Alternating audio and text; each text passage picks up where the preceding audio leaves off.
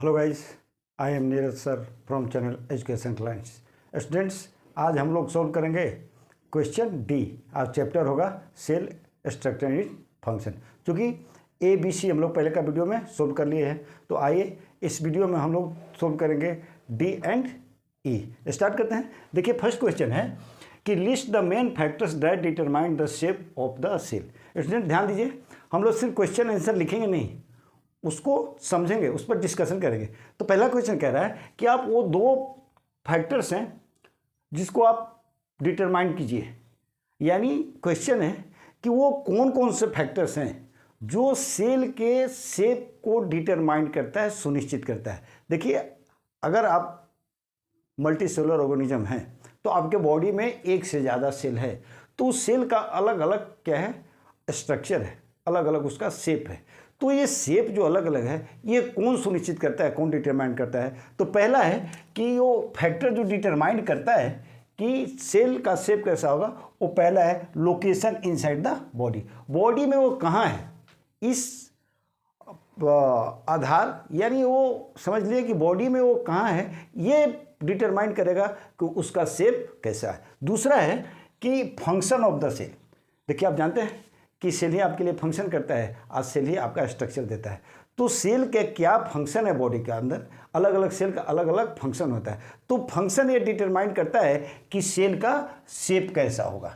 ठीक है, तो दो फैक्टर हैं जो डिटरमाइन करेगा सेल का शेप कैसा है। पहला है कि लोकेशन इनसाइड द बॉडी, और दूसरा है function inside the body. Body के अंदर क्या उसका फंक्शन है। देखिए, स्क्रीनशॉट लेने के चक्कर में मत रहिए, आपको टाइम देंगे हम, आप स्क्रीनशॉट ले लीजिए, पहले क्वेश्चन को समझिए।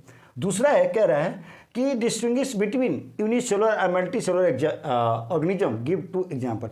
देखिए, ऑर्गेनिज्म दो तरह के हैं, हम लोग पढ़ के हैं। ऑर्गेनिज्म दो तरह के, एक यूनिसेलुलर और मल्टी सेलुलर। आपको कह रहा है कि आप उसमें अंतर बता दीजिए, डिस्टिंग्विश कर दीजिए। तो देखिए, पहला हम लिखे हैं यूनिसेलुलर, इधर कॉलम में लिखे हैं मल्टी सेलुलर। जो यूनिसेलुलर ऑर्गेनिज्म होते हैं वो सिंगल सेल के बने होते हैं, यानी सिंगल सेल ऑर्गेनिज्म को हम कहते हैं यूनिसेलुलर ऑर्गेनिज्म। और उसका एग्जांपल है, देखिए, यूग्लिना है, अमीबा है। चूंकि आपसे क्या पूछ रहा है, टू एग्जांपल्स पूछ रहे हैं, दो ही एग्जांपल पूछ देना है। एग्जांपल बहुत है इसमें, क्या यूग्लिना है, आपका अमीबा है, पैरामीशियम है, सब यूनिसेलुलर, सब एक ही सेल का बना हुआ है। और दूसरा है मल्टी सेलुलर ऑर्गेनिज्म जो एक से ज़्यादा सेल का बना हुआ है। ठीक है, मोर देन वन सेल, ऐसे ऑर्गेनिज्म को कहते हैं हम मल्टी सेलुलर, जिसमें आप भी हैं, आप मल्टी सेलुलर हैं, क्योंकि आपका बॉडी एक से ज़्यादा सेल से बना हुआ है। दूसरा है कि ह्यूमन बीइंग तो आप ही हो गए, बर्ड्स हो गए, जितना आप बर्ड्स देखते हैं, चाहे वो पिजन हो, क्रो है, जो भी बर्ड्स है, बर्ड्स के बहुत सारे एग्जांपल पड़े हुए, तो वो सारा के सारा क्या है, मल्टी सेलुलर है। ठीक है, अब आप इसका स्क्रीनशॉट ले लीजिए। क्वेश्चन 3, देखिए, इस क्वेश्चन में कह रहा है गिव रीजन, कारण बताना है। फर्स्ट क्वेश्चन है the cell is called the structure and functional unit of life. Cell का डिफिनेशन ही है, सेल क्या है, स्ट्रक्चर और फंक्शनल यूनिट है लाइफ का। तो इसे क्यों कहते हैं कि स्ट्रक्चर और फंक्शनल यूनिट है? तो देखिए, आंसर है कि organism are made up of cells. आप जानते हैं ऑर्गेनिज्म सेल्स का बना होता है, और यही सेल उसके लाइफ प्रोसेस का सारा काम करता है। And cells and carrying out the life process, सब लाइफ प्रोसेस का सारा काम सेल ही करता है, चाहे वो रिप्रोडक्शन हो, चाहे वो न्यूट्रिशन हो, चाहे एक्सक्रीशन हो, जो भी है, चाहे रेस्पिरेशन, सब काम क्या कौन करता है, सेल करता है। इसलिए सेल को क्या कहते हैं, structural and functional unit of life.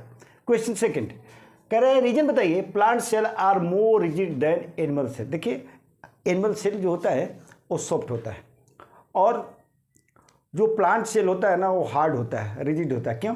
Answer clear है, आप चैप्टर पढ़ के हैं। क्योंकि प्लांट सेल के आउटर कवरिंग को सेल वाल कहते हैं, और सेल वाल हार्ड होता है, इसलिए प्लांट सेल हार्ड होता है। स्टूडेंट्स, तो plant cells are more rigid than animal cell. Plant cell animal cell से ज़्यादा रिजिड है। सो प्रेजेंस ऑफ सेल वाल, उसके चारों तरफ सेल वाल प्रेजेंट होता है, इसके कारण प्लांट सेल जो होता है वो रिजिड होता है एनिमल सेल के अपेक्षा। ठीक है, स्क्रीनशॉट लीजिए, फिर आगे बढ़ते हैं। क्वेश्चन 4, 5, 6, 7 देखिए स्टूडेंट, क्वेश्चन नंबर 4। क्वेश्चन है, कह रहा है which cell organism is known as the power house of the cell, why is it so called. किस सेल ऑर्गेनिल को हम power house of the cell कहते हैं और क्यों कहते हैं? देखिए, वो सेल ऑर्गेनिल है mitochondria. Mitochondria is known as the power house of the cell. क्यों पावर हाउस कहते हैं? कि यहाँ से लॉट ऑफ एनर्जी रिलीज होता है during the cellular respiration. Cellular respiration में यहाँ से बहुत ज़्यादा एनर्जी रिलीज होता है, इसलिए हम लोग माइटोकॉन्ड्रिया को कहते हैं power house of the cell. ये लिखा हुआ है mitochondria is known as the power house of the cell because it is responsible for the cellular respiration. यही सेलुलर रेस्पिरेशन होता है और लॉट ऑफ एनर्जी रिलीज होता है, इसलिए माइटोकॉन्ड्रिया को power house of the cell कहते हैं। अगला क्वेश्चन है name the cell organs. Cell organs से भी ये भी क्वेश्चन है, name the cell organs for imparting colour of the leaf and fruit of the plant.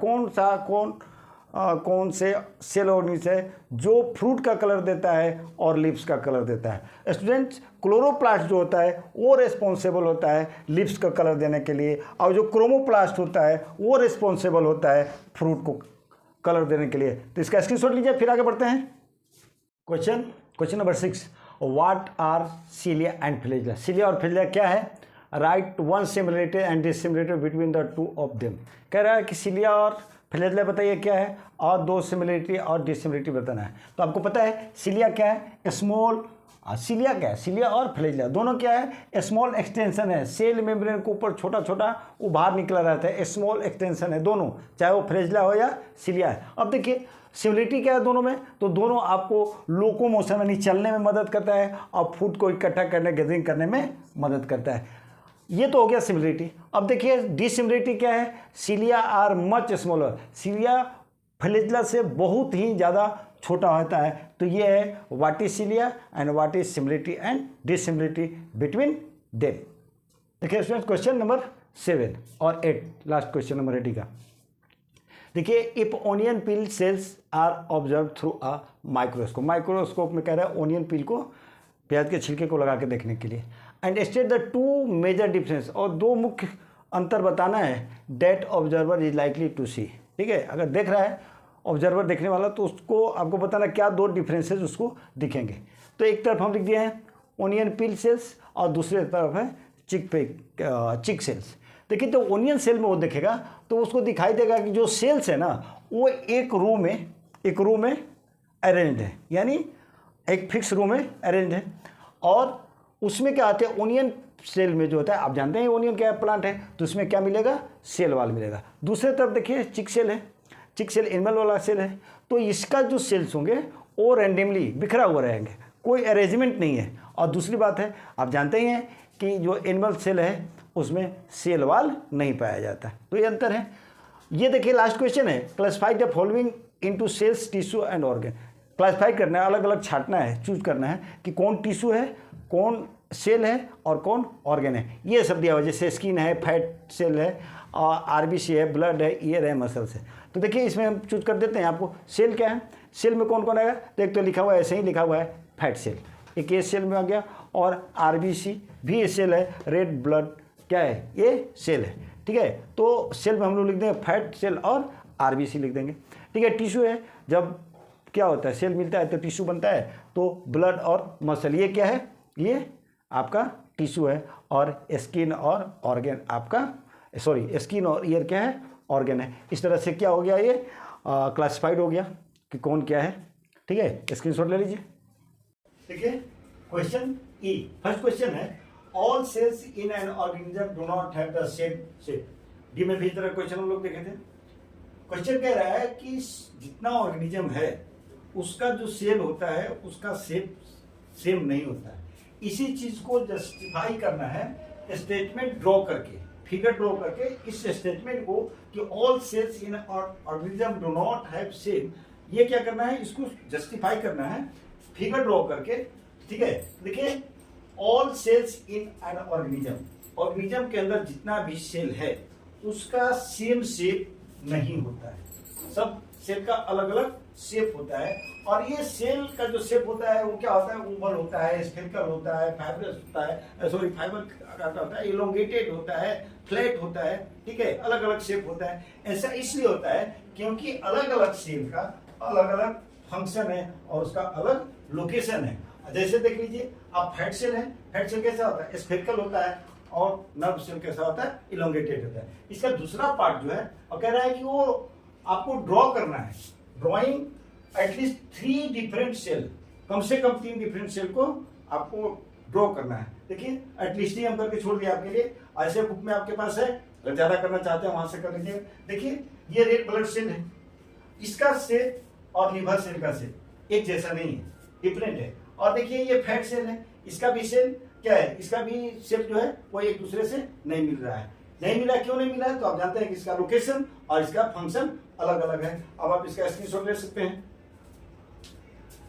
Second question देखिए, where and how are chromosomes form, chromosome कैसे बनता है और कहां बनता है। स्टेट देयर सिग्निफिकेंस, और उसका सिग्निफिकेंस क्या, लाभ क्या है, क्या होता है उसे। तो क्रोमोसोम जो है वो न्यूक्लियस के अंदर बनता है। जब न्यूक्लियस डिवाइड होने का होता है उस समय क्रोमोसोम का क्या होता है, फॉर्मेशन होता है। Chromosomes are form inside nucleus when the cell is ready to division. जैसे डिवीजन के लिए होता है, क्योंकि सेल डिवीजन से ग्रोथ होना है, सेल डिवीजन से ही क्या ऑर्गेनिज्म का ग्रोथ होना है।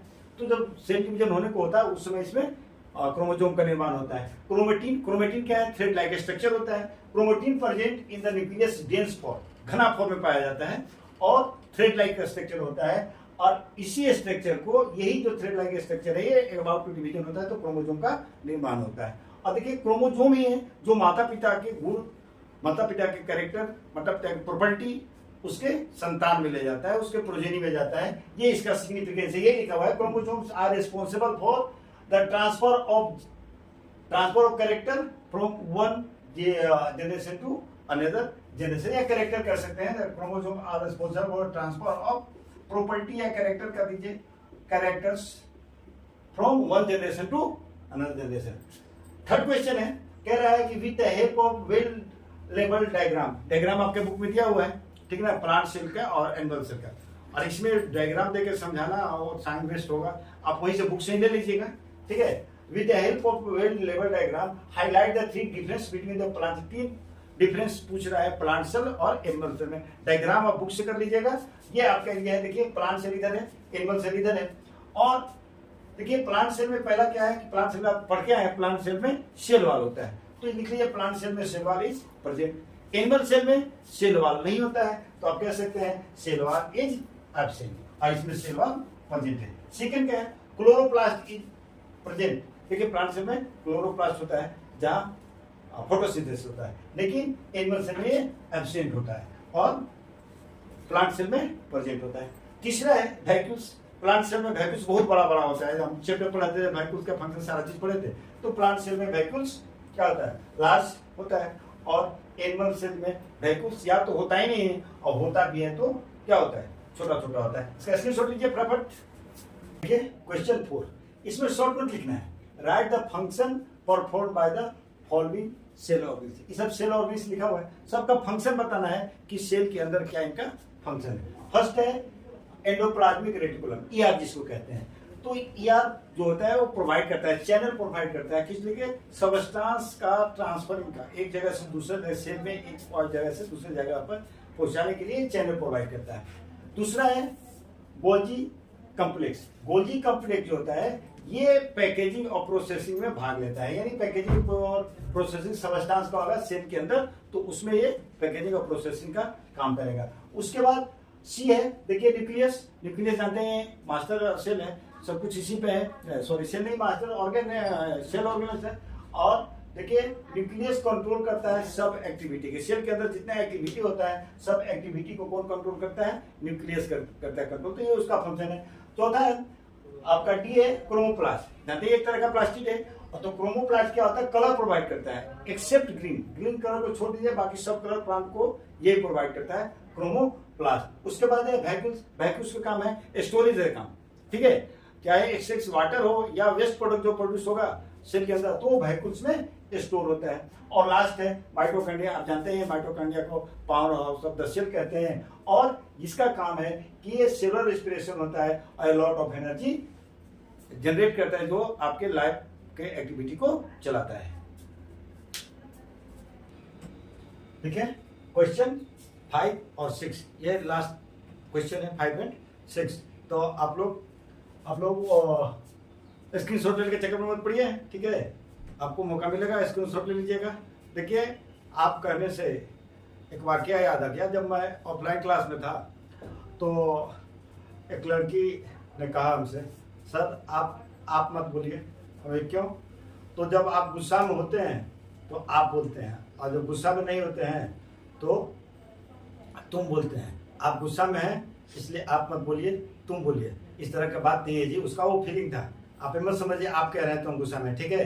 अब उसको नहीं पढ़ाते हैं, ठीक है। तो आप निश्चिंत रहिए, आपको मौका मिलेगा स्क्रीनशॉट लेने के लिए। देखिए 5 नंबर क्वेश्चन है, the cell membrane is very important component of the cell. जानते हैं सेल मेम्ब्रेन कितना इंपॉर्टेंट है?